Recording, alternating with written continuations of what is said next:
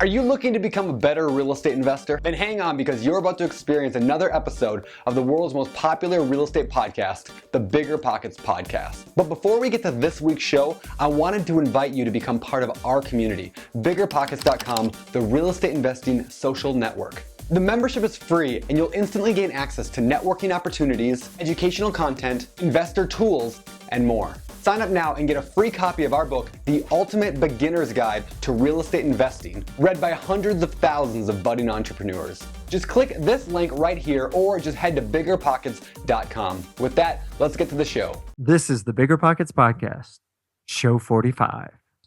You're listening to BiggerPockets Radio, simplifying real estate for investors large and small. If you're here looking to learn about real estate investing without all the hype, you're in the right place. Stay tuned and be sure to join the millions of others who have benefited from BiggerPockets.com, your home for real estate investing online. What's going on, everybody? This is Josh Dorkin, founder of BiggerPockets and host of this, the BiggerPockets Podcast. Here with my fellow host, Brandon. What's up, Josh? What's up, Brandon? What's up? You're back from your mancation. I am back from the mancation. Absolutely. Yeah, I went to Vegas for 3 days of debauchery. I'm glad. Yeah, I'm sure you had a good time while I was attempting to hold down the fort. Yeah, I still worked every day, but no, it was cool. You know, Vegas. I used to live in LA, so Vegas was a weekend trip for us, and it's always nice to go back to. Although I got to tell you, it's, you know, they got to make some changes there. You know, I mean, they're building that city out, and they're doing some amazing things. Like City Center is absolutely incredible, but it's just the city's getting shadier, like the Strip, shadier and shadier. I mean, there's more and more, you know, those little characters running around trying to like hug kids and get pictures taken. There's like, you know, all the people giving you the flyers for the nudie bars, and like, you know, every 5 feet there's somebody hawking a bar. It's kind of annoying. It's I don't know. Outside the casinos, it's definitely shady as hell. Outside the casino, outside the casino. Now you go in this casino and not shady at all. I mean, the dark, smoky rooms, the kind of creepy although old I did people. learn a new game, Baccarat, which is a fascinating game, the best odds in the house, and interesting. Something I definitely recommend if you're a gambler. Mini Bach is kind of fun. It's kind of fun. So check it out. But yeah, it was good. It was good. And thanks for holding down the fort. Yeah. Well, you know, the other big thing about going on right now is the No Shave November. I don't know if you noticed my scruffy beard is. You know, you always have a scruffy beard. Yeah, this is scruffier though. I mean, this is like an inch long now. Look at this. So what? You know, it's funny because I always thought it was kind of fringy until I don't know, the TV was on the other day and I saw Matt Lauer was doing Movember. And, nice. You know, if you don't know what No Shave November, it's in honor of men's health, I guess, and not the magazine, but actual. Man health, and so I just want to look more manly. I don't know about health, but yeah, it's all about growing a beard and representing for dudes and their privates. So nice. Yeah. But well, today we get to bring something back. What are we bringing back? Are we bringing sexy back, Brandon? We are bringing sexy back, and we're also bringing back our quick tip because we've got a really good one. All right, so for today's quick tip, we're going to talk about a new feature that we end up talking about this a couple times in the show, but I just want to harp on it. If you go to biggerpockets.com/meet, or if you go to our network link in the blue navigation bar, you will see that we have redesigned that page. Now you can go on BiggerPockets and find out who on BiggerPockets lives in your area. So you can actually sort users by zip code. So you can say, hey, who's in my zip? Or you can see who lives within 5 miles, 10 miles, I think 25, 50, and 100 miles. And, you know, it's a great feature. You know, we've wanted to do this for a while. And, you know, what that'll do is it'll allow you to basically better network with more people in your area. You know, you think, hey, I have to go to a RIA to network locally. Well, now you just go to BiggerPockets, go to BiggerPockets.com/meet, and you can find out who all those local folks are. And follow them, send colleague requests, and link up. Now, there is a caveat, of course. In your zip code, anybody and everybody can go and see who's there. However, if you want to see folks in outer ranges, the 5, 10, 25, 50, and 100-mile range, you do have to have a pro account. So you can upgrade to pro at biggerpockets.com/pro in order to get access to that. But otherwise, we did want to make available everyone in your zip to all users. And again, you can do that at biggerpockets.com/meet. So that's today's quick tip. And it's nice to have it back. Nice. All right. Well, let's get on to the show. Today, we are going to talk with an investor, Tom Sylvester. That rhymed. Investor Sylvester. Yeah, I wonder he's cringing right now. Anyway, we're talking with Tom Sylvester. He is a buy and hold investor from the Rochester, New York area, and he's really doing some good stuff over there in Rochester. So, yeah, I'm excited to talk to him. Yeah, it's gonna be good. He focuses in particular on rural properties. Properties. Yep. Yeah, rural properties in Rochester rural. Say that 10 times fast. No.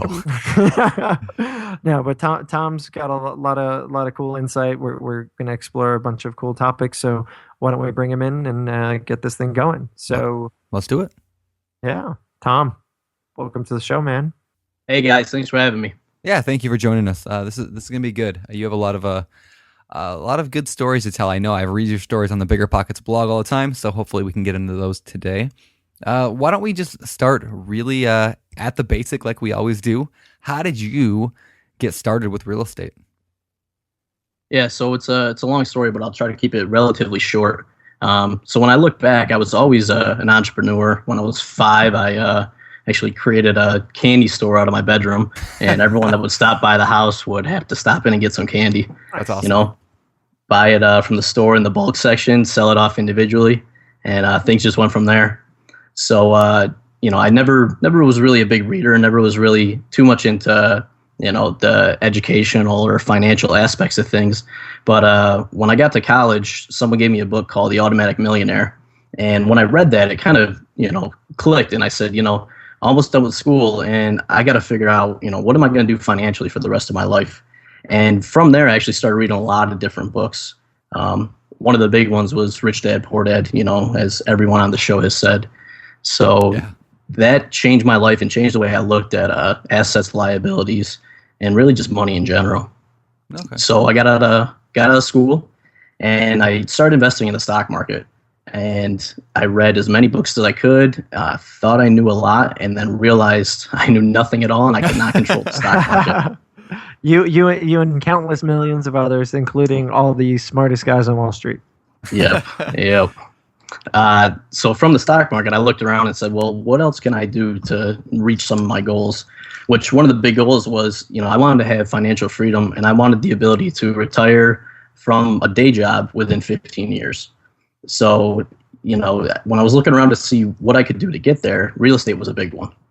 And my wife and I had just graduated from college. We actually moved out to Rochester, New York, and I got my first job. And when we were looking around, we said, you know, we're living in an apartment right now, and we're paying rent. Why don't we just buy a duplex, and, you know, we'll have our mortgage paid for us? Nice. Chime in, Brandon. Okay, I do like that strategy. All right. So, did you say I gave Brandon a lob right there. Yeah, there you go, man. Softball. Yes, thank you. Did you buy a duplex then? We did not. So when we looked for our first house, my plan was the duplex, and the wife said, I don't know about this real estate thing. So we ended up buying a single family. Gotcha. And there was a little bit of a setback in my investing career because I'm like, well, if I don't buy the duplex, now we got this mortgage payment, what do I do? So I started looking around at local RIAs, started talking to different people.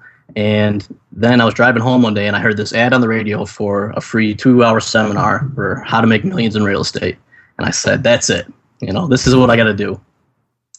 So as probably most people on this call know, you go to that 2-hour seminar, and then they have an upsell. And that upsell goes to a 3-day seminar, and then that's an upsell. And long and short of it, we ended up spending about $15,000 on the guru real estate training. Wait a second. Hold on, Tom. Hold on. Hold your horses, buddy. That's not true. I don't believe it. It can't really be that way, can it? No. And the best part was I put it on a credit card. Oh, did you make the call and increase the limit on your card? I did. That was the best part about investing is you got to increase that limit on your credit card. All right. So you went in, you went to the one, got sucked to the next. How did that end up going for you? So looking back on it now, I had enough knowledge after the 3-day training to go ahead and get started. And that was a $500 training. So between the time I did the 3-day training and the time that we were supposed to go on and take these additional 4 trainings, I ended up finding a duplex in the newspaper and put an offer in and got accepted. Nice. That's awesome. Yep. That's great. So tell us about that first property. So the first property, like I said, was in the newspaper. We had, I think they were asking $32,000 for it. We went back and negotiated down to $26,000, and we ended up purchasing it for that price. And one of the great things about that first deal was I had found BiggerPockets a little bit before that. So we got the offer accepted, and I put a blog or a forum post on and said, "Hey guys, can you analyze this deal? Make sure I ran the numbers right." I had a whole bunch of people that came on and said, "Yeah, it's a great deal. Go ahead with it." Nice. As we went through the rest of the deal, I ended up posting 2 more times on BiggerPockets just to say, well, there's a potential issue. Now we can't get financing because the bank's saying that this is a car loan size, not a mortgage size. Must be rough to be buying properties the size of a car loan. Yes. So that was an unexpected issue.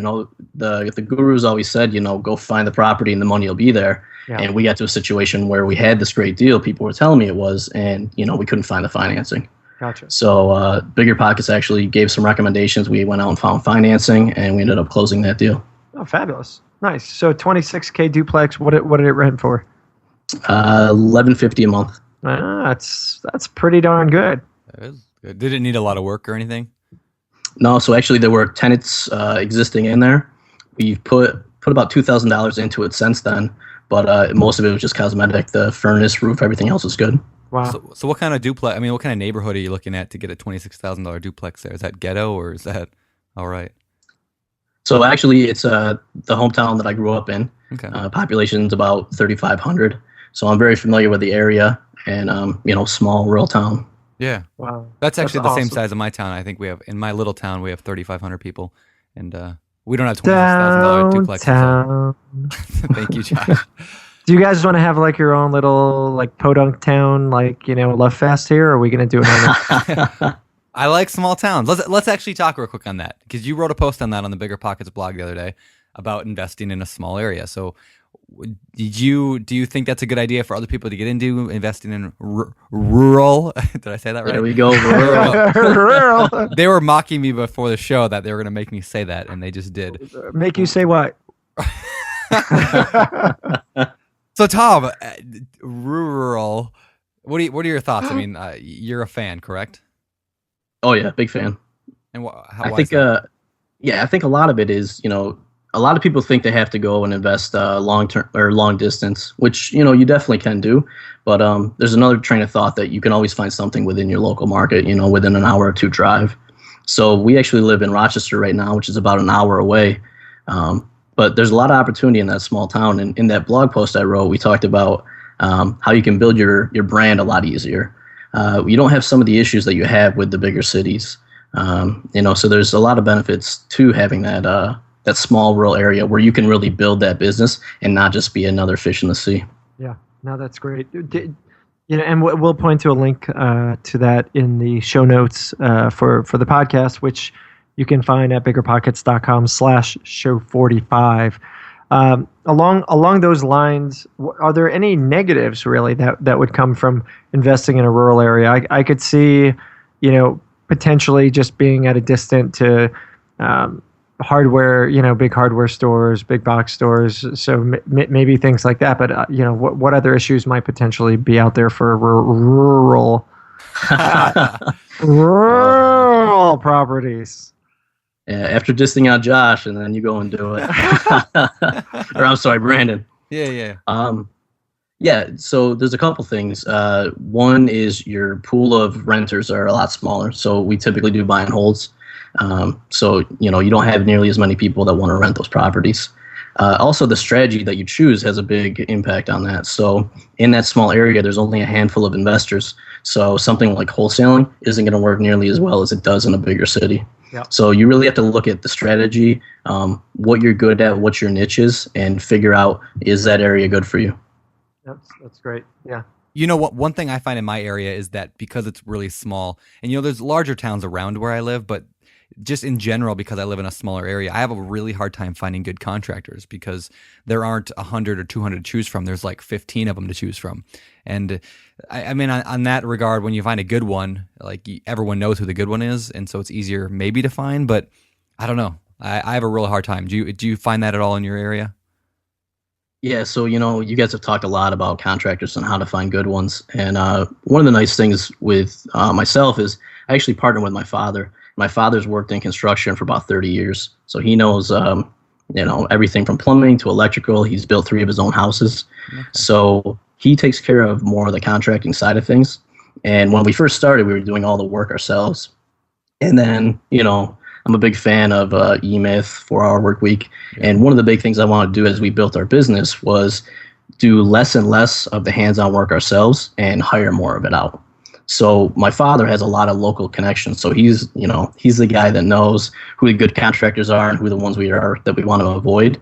And he does a lot of that, hiring those people in.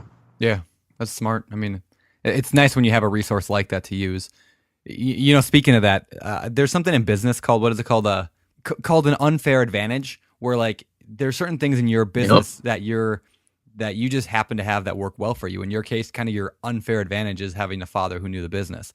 And people will complain, well, I don't have a father who knows the business. But everybody has an unfair advantage of some kind, and you just got to find what that is and to exploit it. Yeah, I mean, I think that's a very important thing. Everyone's got things that they're very good at and things that, maybe they're a little weak on. Take those ones that you're very good at, or take those opportunities that you have and exploit those. Yeah. That's great advice. That's great advice. Hey, so I want to jump back if you guys are done with your little rural love fest here, and maybe we could talk about some real things that people in the cities actually care about. Hey, Josh, how much is your house payment? What's that? How much is your house payment? Maybe you don't want to publicly say this, but I'll tell everyone mine is $380 a month. Yeah, mine is many times the $385 a month, and I do not live in a big house. I live in a little 2,400 square foot house, which includes a basement in the city of Denver. So yeah, that would be nice. That would, but of course I can go and walk. I don't know. Let's see, half a mile to the train station and take me downtown in 7 minutes and hang out in the big city. I could go to restaurants. We have, I don't know. We have. I'm not going to diss on the rural people. I love my rural people. Keep listening, rural folks. Keep listening. I was gonna say, I don't think you can take a walk and go cow tipping though. That's true. You can't go cow tipping. You can't get in bar fights quite as easy. I mean, that's something I really miss. I really do. It's an opportunity I just don't get. But all right. So I wanted to circle back to the training stuff for a second, because I believe you beyond just that training that you went to, there was. You had experienced some of the negatives that kind of come with it, and maybe you can talk a little bit more about some of those the negatives that you experienced. Yeah, I mean, one of the big things is, we all see a lot of people get started in real estate, and a lot of people don't stay in real estate, and that's one of the final 4 questions that you have, and with that guru training, a lot of it is hyping people up and not really giving people actual knowledge. So you go to those courses and they give you just little crumbs, and you grab that and you say, oh, this is great, but I don't have enough to get started.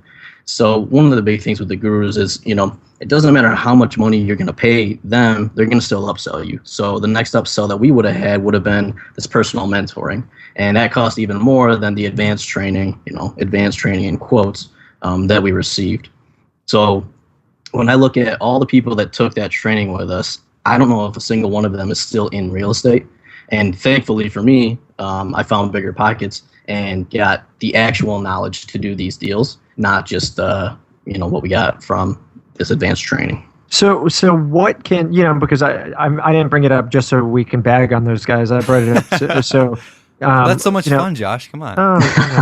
So no, I mean, people listen to this. There are people who are listening to the show right now who are considering going out there and spending, going to a free introductory seminar, or they want to go to the 997 boot camp or 5,000 or the 15,000, and so, what can you tell those people about, not necessarily, what to do there, how to walk away without, blowing your wallet, how to, is it worth going at all, or can they get anything out of these things that's going to help them, or is there just a different route to take? I mean, it's different strokes for different folks, in my opinion.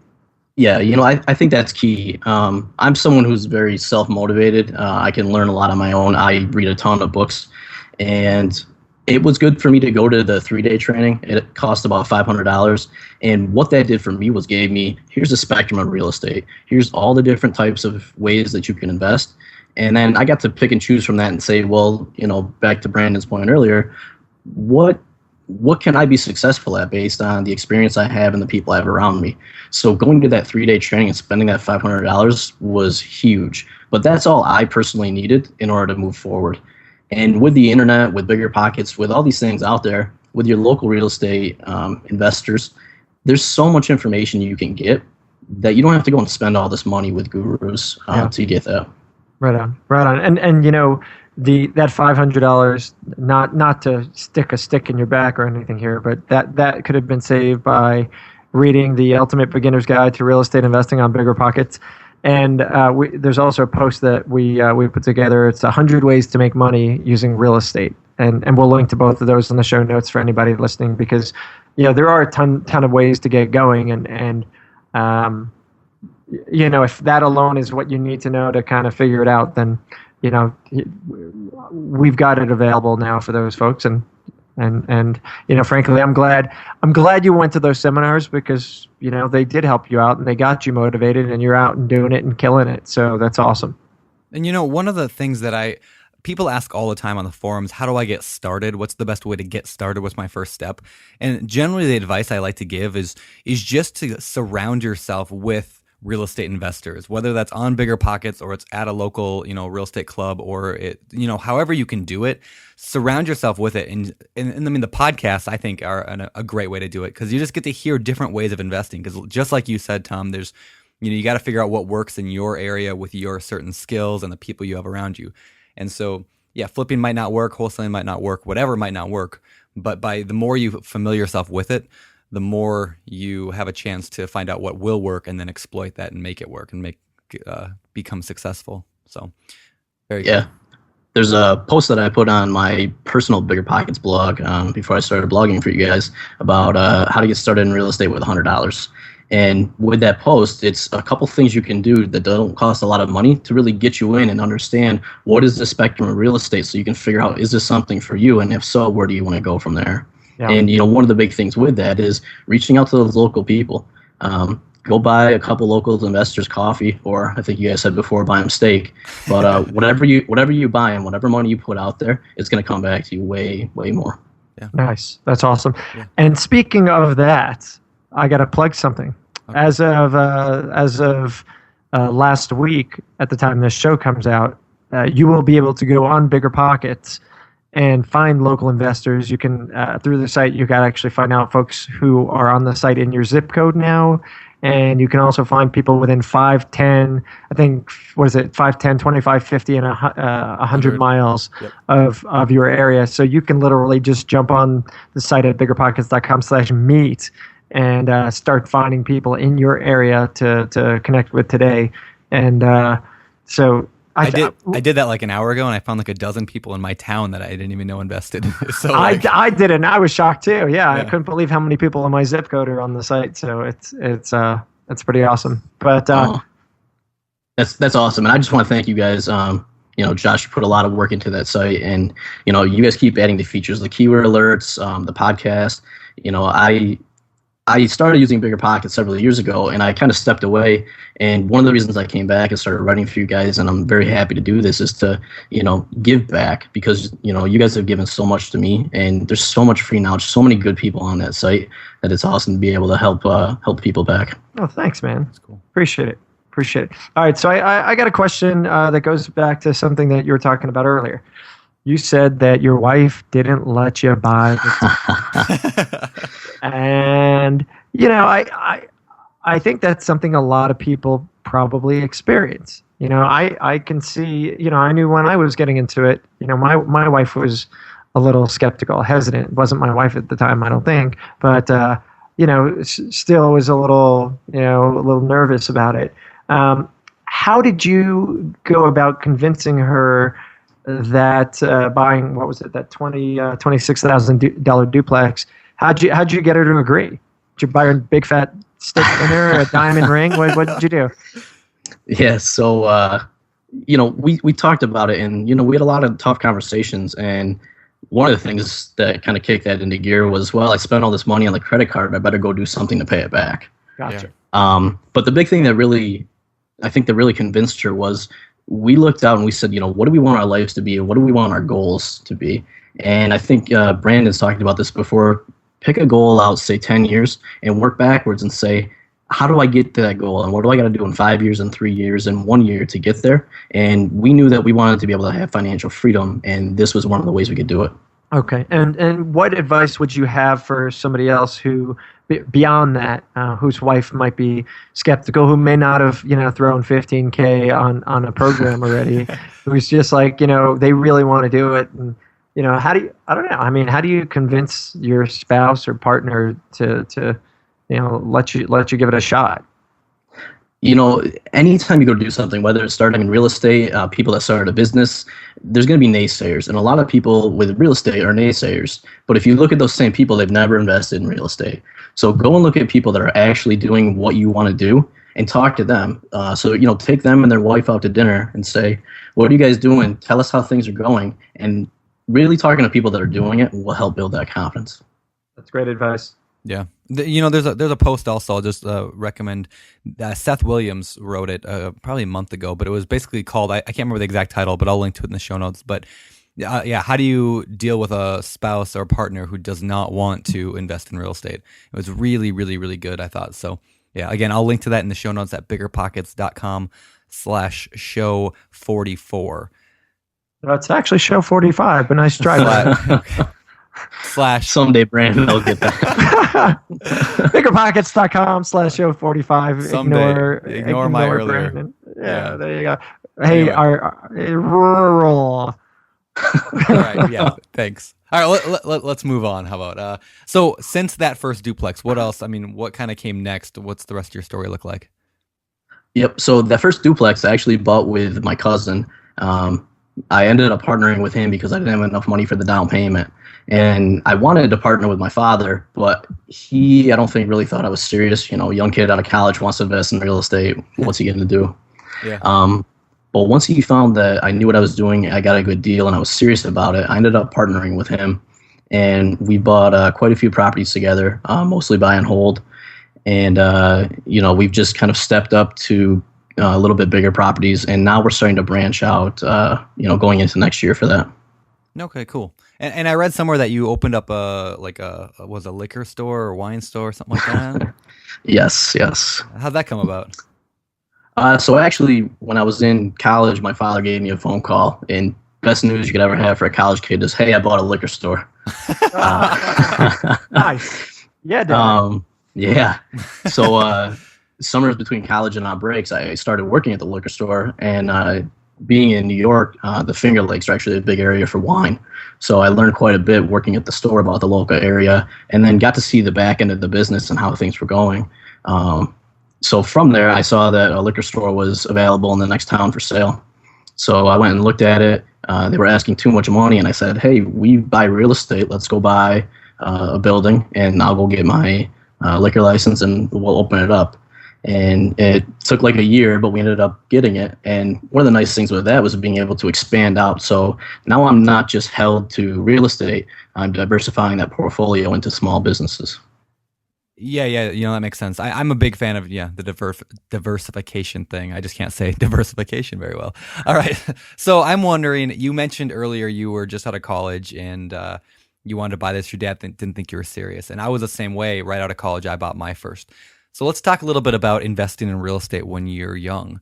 A lot of our listeners are probably under 30. What kind of advice can you give for people who might be in that age bracket? Yeah, I think one of the first things is just going out and getting educated. So a lot of people want to get into real estate, but don't spend the time to actually learn the business and learn the financials that really go along with that. So there's that saying out there, you got to look at 100 deals, put offers in on 10 before you buy one.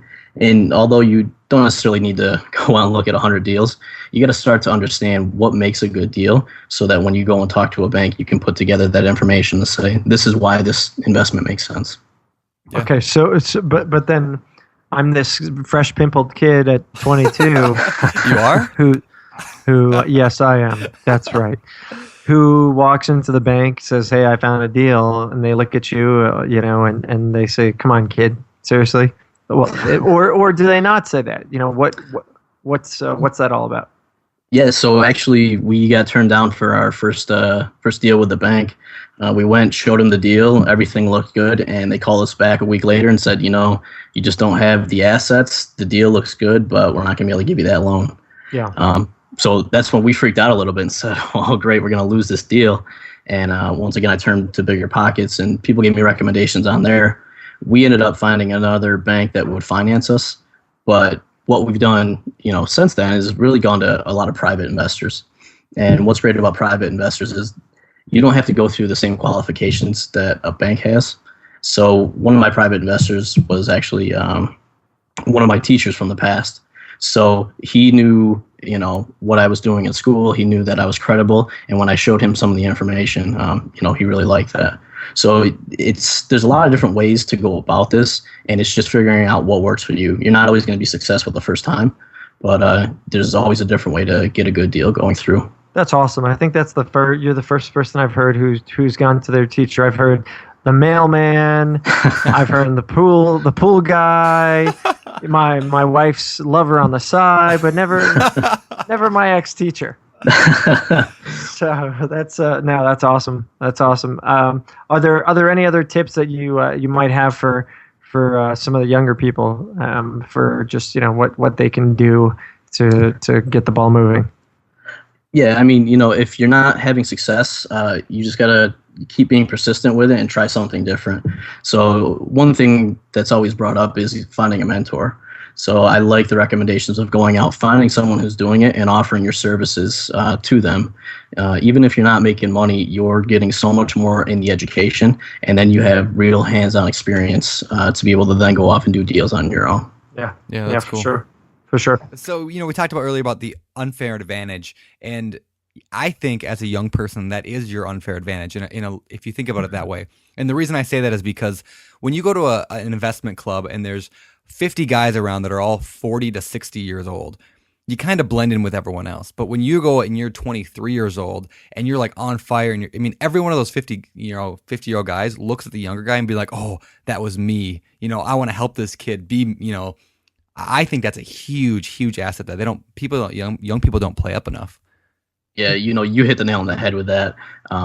I have so many people that want me to be successful just because of that. They see this young guy who's out there willing to put work in, and they want to give back, because they were in my shoes a long time ago. Yeah. And the second thing with that is being a younger person, you've grown up in social media. You know how to use the internet. My background is actually in IT. So there's a lot of benefit I have to working with older investors where I can help them get their Facebook page set up, do some of that initial marketing, some of the stuff they might not have the familiarity with.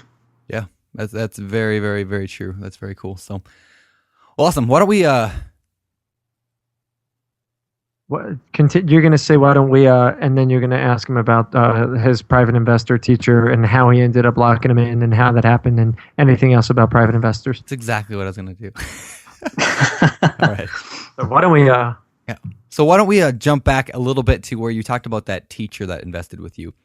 Can you kind of share, how did you even approach that with him? I mean, did you just call him up and say, hey, remember me from high school geometry? I mean, how did that work? Yeah, so I think one of the things that's important is to keep in touch with people.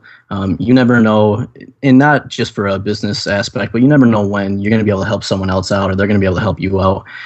So I kept in touch with that teacher. We actually met out for lunch one day.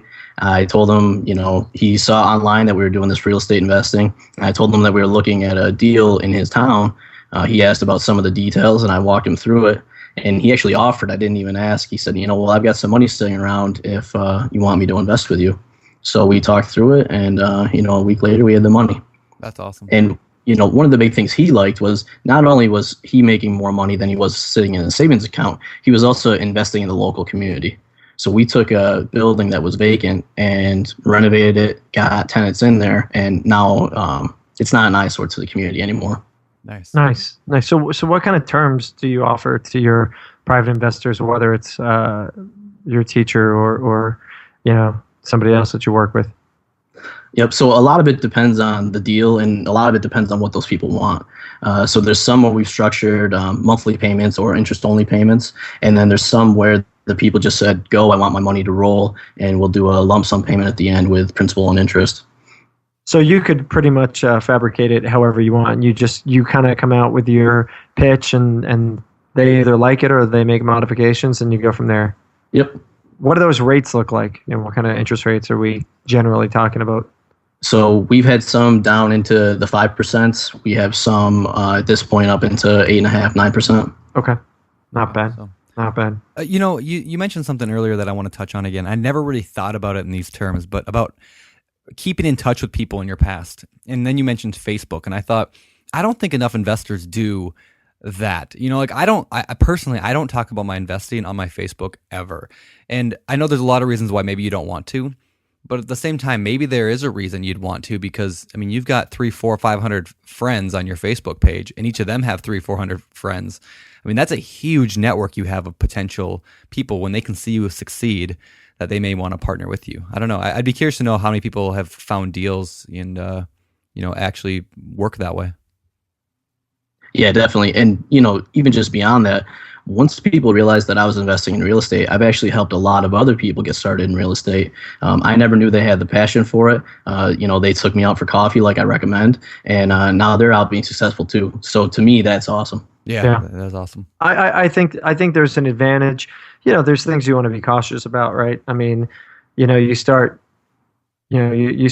publishing things, and you may get some people out of the woodwork, right? You may get that old middle school buddy who was your chum and who, said in like, "Hey, best friend, you got cash?" Or your second aunt 3 times removed, tries to hit you up.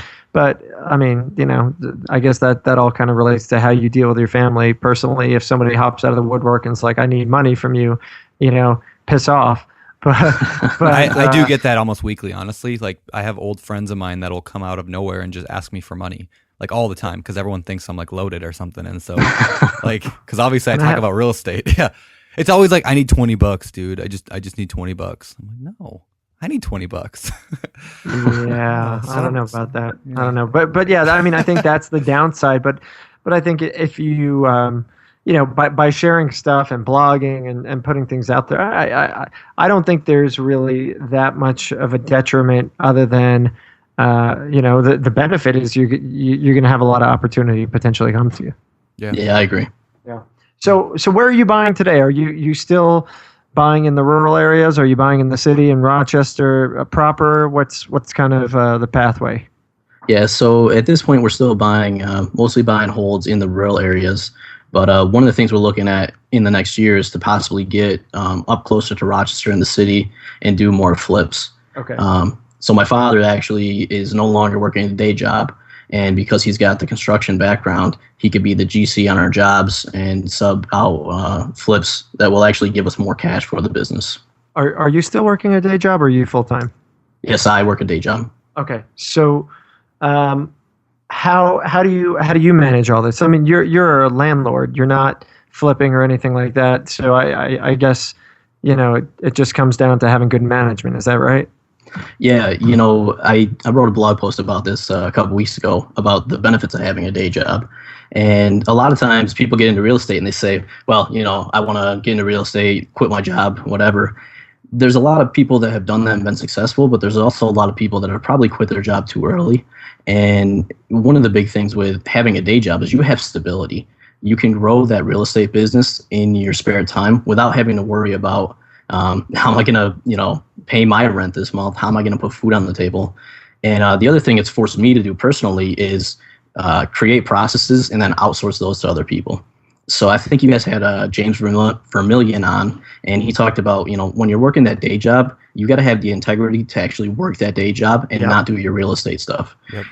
So I take that very seriously as well. And every time I do something new, I create a process for that, and I say, how do I outsource this to someone else? So when I'm at the day job, I can focus on that, and when I'm home, I can focus on my family. That's awesome. Yeah. That's write that down, folks. That's really, really good advice. That is. And I think it's better in this case. The better safe than sorry. I think better to leave your day job later than too early. Yeah, and we talked about that last week with Michael Woodward about how he left his job, but then he had to go back to it because the market changed a little bit, and he didn't have that foundation. So that was show 44 of the podcast. So be sure to go back and listen to that.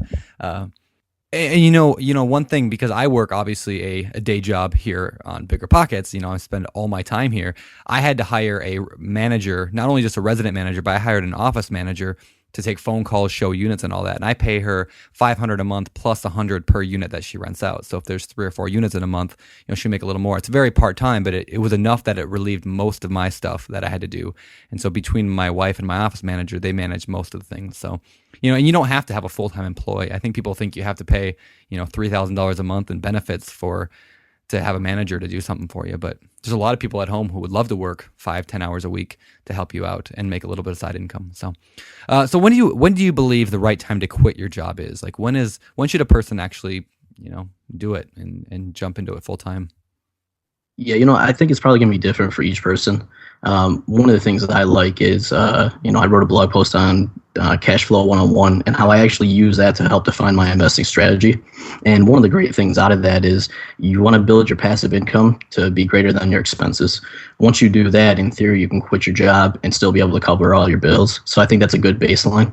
Yeah, that's awesome. Yep. I like to think, though, I played Cash Flow, there's 2 ways to play. I played it. One, they say, as soon as your income meets your expenses, your passive income meets your expenses, you can quit. And other people play, you have to have double the income in order to quit. I tend to lean more towards that. Like you want, because things could definitely go wrong. And Josh just suddenly pulled his dog up into the interview. So we're going to have a 4-person interview now. Yeah, he decided he wanted it on the studio. So, nice. All right. It's all good. Nice. All right, so I guess, do you have any other tips you can offer for kind of balancing your time between finding deals and working a job? Yeah, I think the biggest thing, like you said, hire people. It's a big theme of like 4-hour work week and E-Myth is really create systems and don't work in your business, work on your business. So everything I do, I say, how can I create a process that I can now hand off to someone else so that I don't have to deal with it? Yeah, nice, smart. Nice. How are you finding deals these days? Is it through the MLS, direct mail? I know Rochester is very similar to my favorite town in America. Detroit basketball, Buffalo. That whole corridor is pretty similar, and so deals are plentiful, I believe, and quote unquote deals, right? Inexpensive properties are plentiful, but I think the challenge is knowing the difference between a cheap property and a deal. And so that's a tweetable topic right there, Josh Dorkin. There you go, man. Look at you being insightful. Wow. Apparently, once in a while, I come out of my shell. But so let's talk about how you're finding deals and maybe how you're identifying the difference between those cheapo properties and the real deals. Yeah. So I know a lot of people on here talk about direct mailing and all the marketing they do. One of the benefits of investing in the rural town is the fact that I actually do very little marketing. We found deals, just people putting in the newspaper. We've had people actually come to us because they know we're investing in that town. We bought deals at the tax foreclosure auctions. So like you said, the deals, at least in my area, are pretty plentiful that we don't have to search too much for them. Gotcha. And what about the difference between a deal and a deal? A deal and a cheap property? Yep. So one of the reasons, once again, going back to that rural town, why we like it so much is we're very familiar with the area, and we know when a deal is good and when it's just a cheap property. There was actually a tax foreclosure auction that property sold for $7,500, which was pretty crazy. We didn't buy it though because we knew that the area that property was in wasn't the area we wanted to invest in. And there was actually some issues with the house that didn't make $7,500 a good deal, even though it was very cheap. Yeah. So how would an outsider who's saying, Detroit, man, $500 house, let's go, Rochester, Buffalo, I don't know, Columbus, Ohio, let me piss off everybody in the area there. Come on. What else could I throw out there? No, but how do I know? How do I know that? Is it just having an intimate knowledge of the area, or is there any other way to figure that out? Well, first, I'm glad that now I'm not the only one that Josh is pissed off. So now I feel like I have a group connection with half of BiggerPockets. Create the haters club. For me personally, it's just knowing the area. I wouldn't go out and invest in an area that I don't know. I know that people previously on the podcast have been able to do that with success. But for me personally, I know the area and I know what can make a good deal. So I think that's it. Yeah, that makes sense. I think, and that can be applied to anybody, whether you live in a small rural area or a big area. Is like, I know my area. I know my town, all the surrounding towns total make up maybe 50,000 people all together in my whole county. So if I can understand my county pretty well at 50,000 people, go find an area of 50,000 people and make that your farm area. Just pick a small area of a city or pick one neighborhood and make that your area, make that your small town, and just master that one part. So that's my quick tip for the day. Yeah, quick tip. All right, cool. I was gonna hop to the kinds of properties that you're investing in. So you bought the duplex, you bought the liquor store. What's next, man? You open up a pot shop or something? Go move out to Washington. Yeah, State. This isn't. I was gonna say Washington. I'm not in Denver, so. But actually, my sister did just move out to Denver this past week, so who knows? That may be in the future. All right. They're opening up everywhere. It's crazy. I can imagine. Yeah, we got 4 in my little town, 4 of them already. So anyway. Wow. Yeah. So what kind of properties are you buying? Yeah. So for a while it was duplexes. We actually bought one single family that we were planning on flipping, and we weren't able to flip that, so we're renting that out now. But mostly bigger multifamilies, and then like I said, we're doing some business planning, and we may look into flipping more in the next year. What kind of bigger multis? 4 units and up. So this the building we bought where we put the liquor store was the first fourplex that we purchased, and it was a mixed use residential commercial, which was a good way to get our foot in the door for some of the commercial space. And one of the things that I think people have said in the past is a lot of times you do just as much work for the bigger deals as you do for the smaller deals. And I definitely think that's an important piece of advice, but you have to understand what to do on those smaller deals before you can step up. And I think we're at the point now where we understand enough about the process that we can do those bigger deals. And what do those look like, the bigger multis that you've acquired? Yep. So the fourplex is the biggest one so far. Okay. But from there we're looking, like I said, to fourplexes and up. You mentioned that you tried to flip a house and it didn't really go well. Can we talk about that a little bit and what happened there? Because I've been there a couple times. Yeah. So one of the things I think goes back to is the rural towns and what strategies work.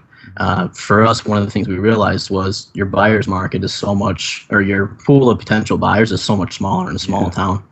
And then really the biggest mistake that we made was thinking we knew what the ARV was when we didn't. So we picked up the property. We actually put the right amount of money into it, but we thought the ARV was about $20,000 more than it actually was. So when we had it on the market, it just wasn't selling. Gotcha.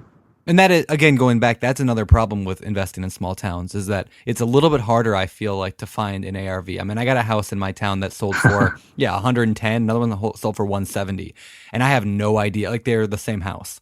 And Aren't you like your own comps half the time, Brandon? well, multifamilies, I'm my own comps, yes. But single family, I don't know. I worry about that because if I'm going to go flip a house, I don't know if I'm going to be able to sell it for 110, 120, 150, 170 because there's been 5 sales of those style houses in the past 6 months. So how do you justify it? I don't know. It's tough. Yeah. And that's where, like I said, we're looking at it right now. And if we get into flipping in the next year, we'll probably be up in some of the suburbs of Rochester where it's, a lot easier to find comps, a lot more potential buyers. Yeah. I think I like to keep my buy and hold where I'm at, but I wouldn't mind moving up to like Tacoma or Seattle for my flipping. It makes more sense to have more buyers. So, well, cool. Are you going back to the buy and hold then? Are you managing your own properties yourself, like your dad, taking phone calls, or do you have a property manager? So we manage them ourselves, and it's actually split between my wife and my father. Okay. So my wife handles the calls, schedules the appointments, and then my father actually does the day-to-day maintenance as well as some of the showings. Okay, cool. Gotcha. And how's that going? Going well, I hope? Yep, going well. One of the key pieces was you didn't hear me involved in that at all. Yeah. So that was a great thing where I've been able to pull myself out so that things aren't hinging on me.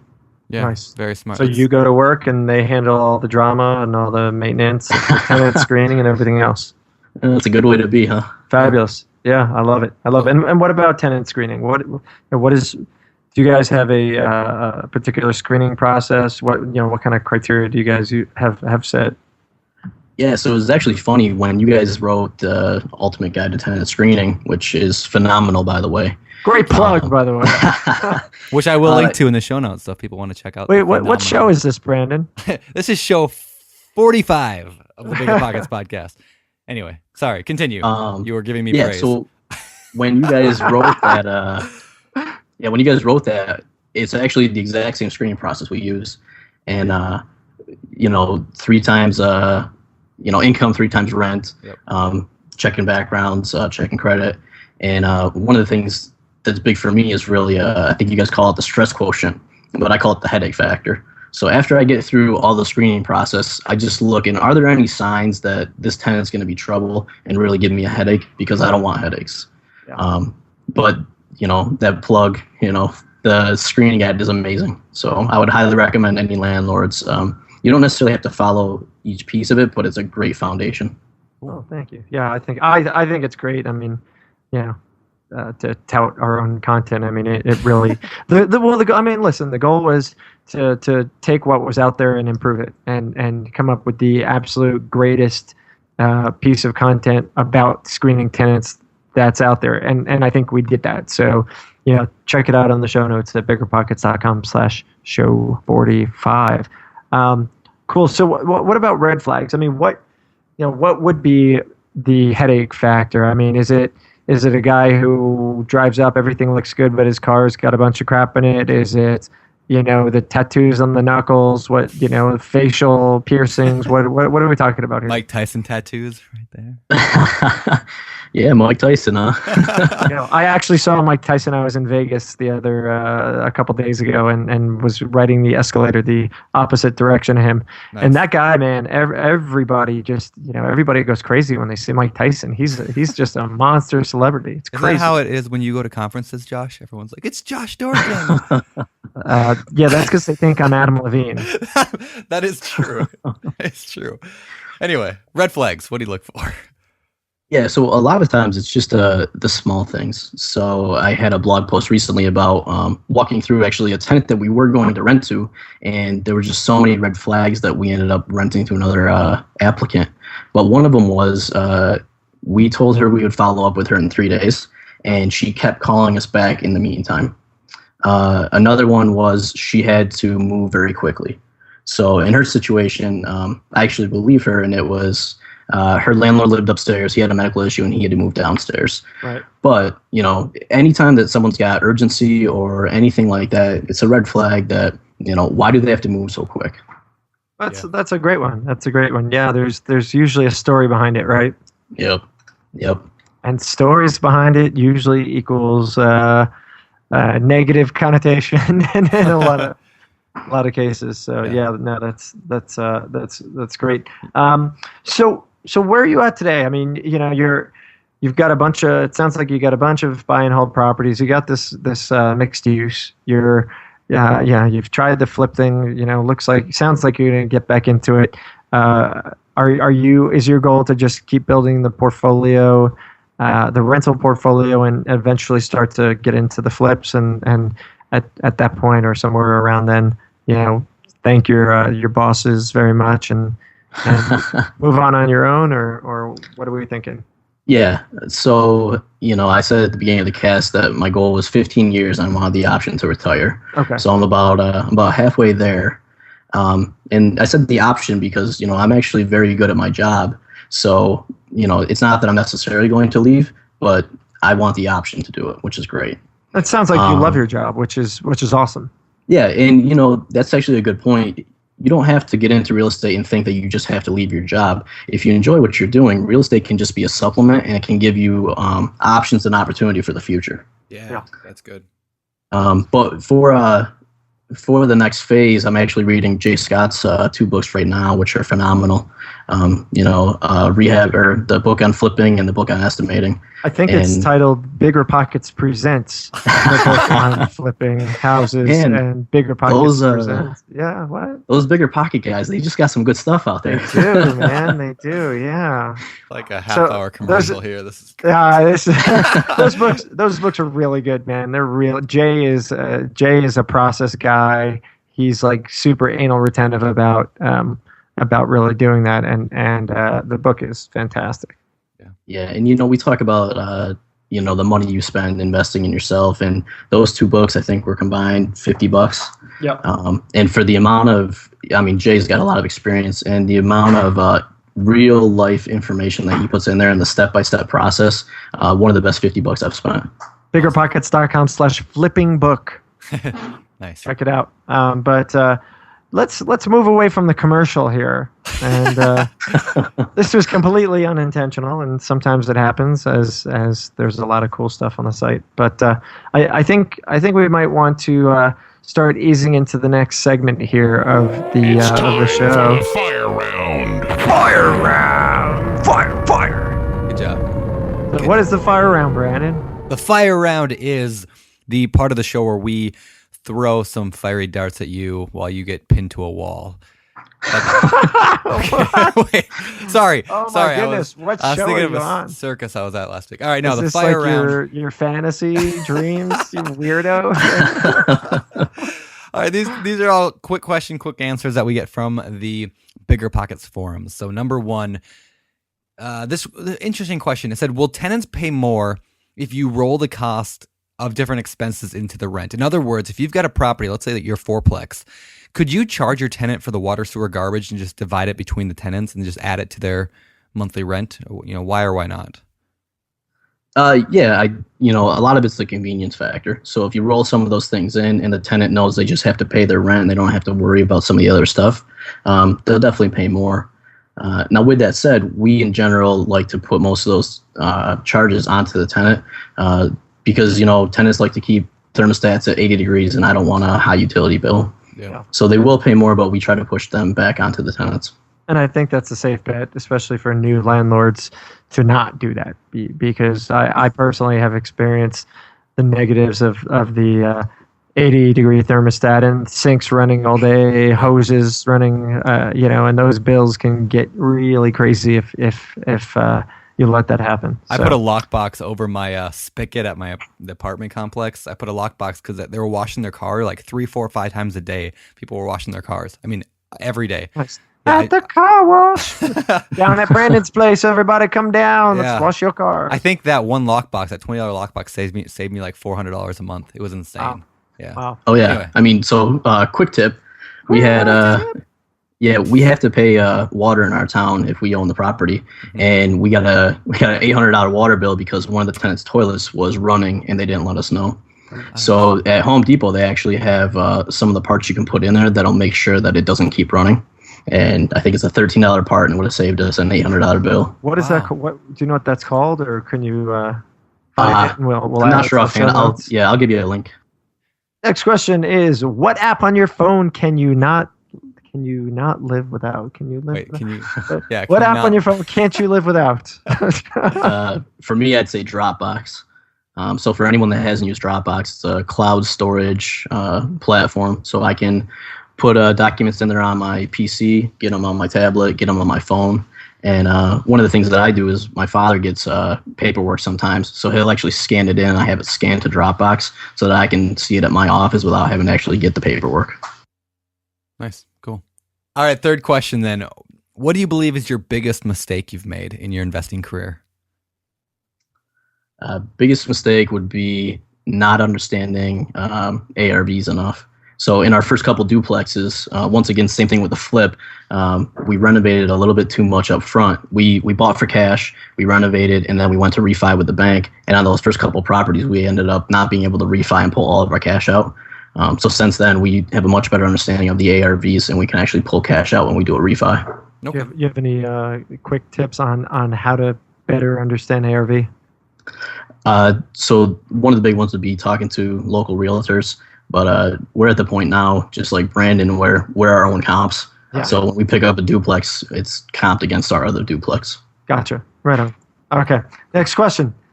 Let's say I own 4 homes and can't get any more loans. How do I proceed?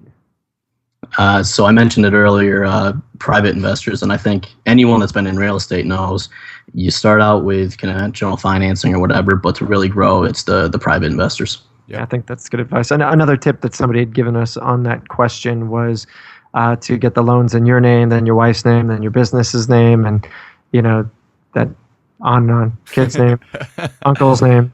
Yeah. Okay, good job. Yep, that works too. All right. So next question. I'm going to a new location that I'm not real familiar with to look at properties to buy. What should I do first? Like, how do I get familiar? Yeah, one of the biggest things, and it doesn't cost a lot of money, is just driving for dollars. So go up and down each of the streets, either driving or walking. Talk to the neighbors. They're going to give you more information than you can get anywhere else. Yeah, that's good. Good feedback. All right. Last question in the fire round. Tenant drama. Man, oh man, do I love tenant drama. Woo! All right. How would you deal with 2 tenants who absolutely hate each other and complain to you incessantly? That's a good one. A lot of times if tenants have issues, we end up, typically what happens is it's not necessarily the tenants that complain to us, but their neighbors will. And we'll just let them know to call the police. So they handle it in a lot of cases. Well, it doesn't bother you. You don't even answer the phone. You give it to your wife and let her deal with the drama. Exactly. You're a real nice guy, Tom. Yeah. That's great. That's great. Pawn it off to the cops and to your wife. That's what you do. Outsourcing, right? There you go. There you go. All right. Well, why don't we move into the final section of our interview, something we like to call the famous four. Get in there, Tom. Come on, man. I'm surprised you guys haven't outsourced that one yet. I was going to. I just haven't got on Fiverr to do it yet. Don't you like our operatic duo? I do. And you guys actually get on the same key sometimes, which is phenomenal. Sometimes we do. Miracles happen. All right, famous four. Let's start with your favorite real estate book. What is it? Rich Dad, Poor Dad. Nice. So, I know that's the cliched answer, so I'll give a second one. Yeah. You guys actually had him on, Frank Gallinelli. Yep. Cash flow and 36 other Yep. formulas that real estate investors need, whatever that title is. Yep. I think the process of real estate is pretty straightforward. It doesn't take much to learn how to do landlording or whatever, but really understanding the numbers and what makes a good deal. That book gives you step by step what the key calculations are and then examples for it. That's awesome. Yeah, I love Frank. He's awesome. He's probably one of my favorite people in the business.